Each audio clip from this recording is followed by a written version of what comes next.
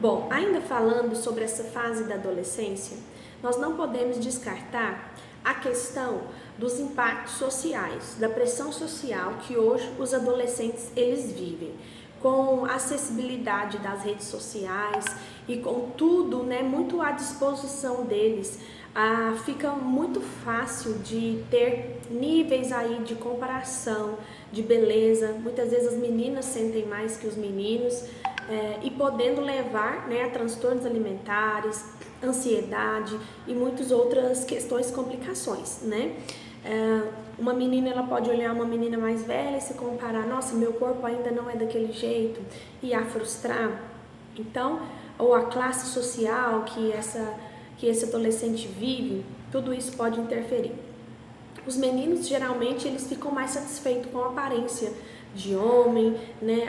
O pelo, a barba que cresce, um tênis que é mais de adulto.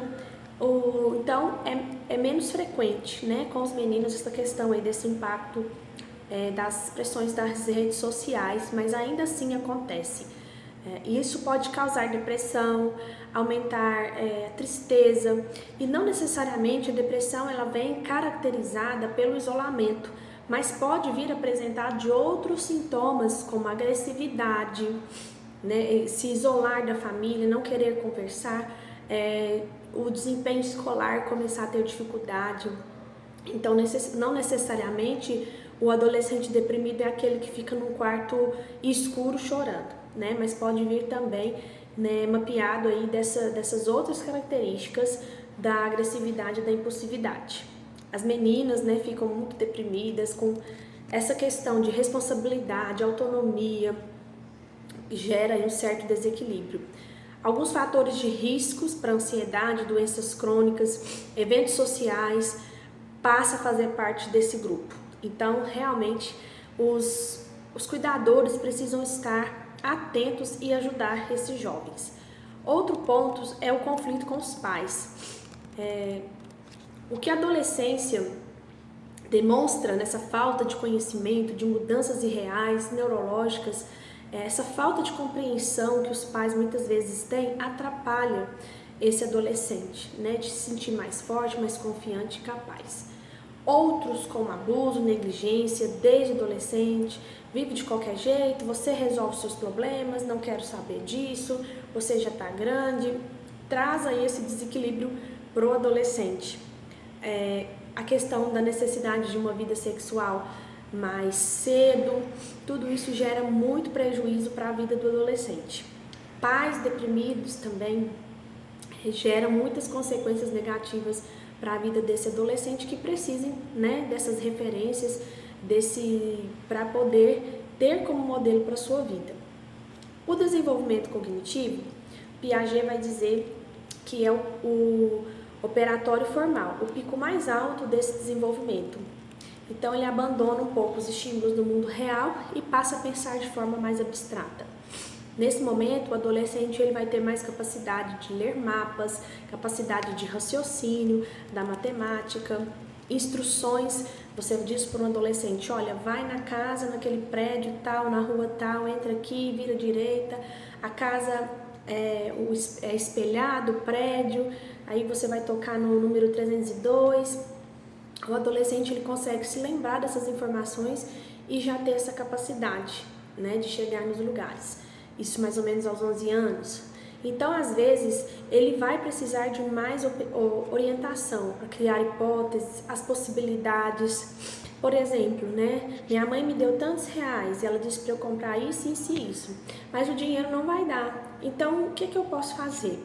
Eu posso comprar só o que com o dinheiro dá, eu posso ligar para minha mãe para ver o que ela faz, eu posso pedir dinheiro emprestado na rua, né? Já atendi um paciente que comentou que o dinheiro da passagem de ônibus, ela saía pedindo para as pessoas, para inteirar as pessoas na rua, e ela sempre conseguia ir embora, né? Então, assim, eles têm essa capacidade de criar soluções para os seus problemas, hipóteses, né?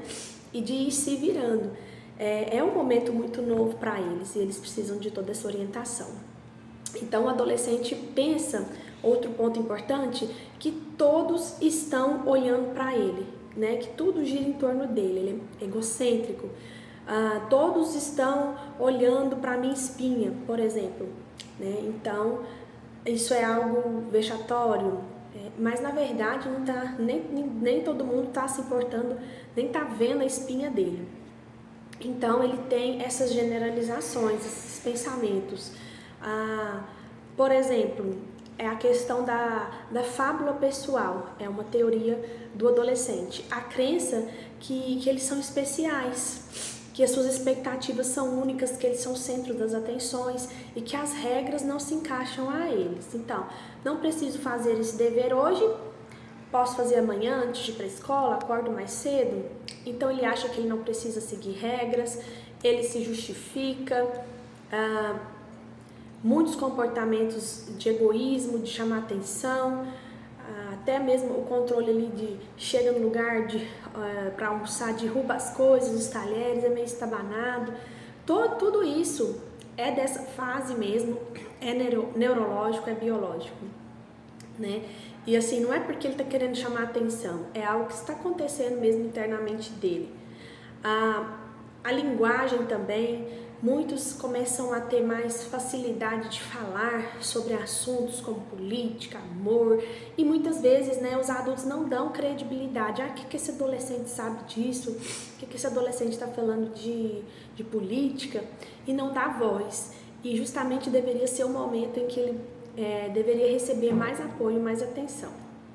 Então, orientação de como se comportar naquele ambiente, nas regras daquele ambiente. Se ele não tiver essa orientação, ele vai fazer aquilo que tiver na cabeça dele, que ele considerar certo.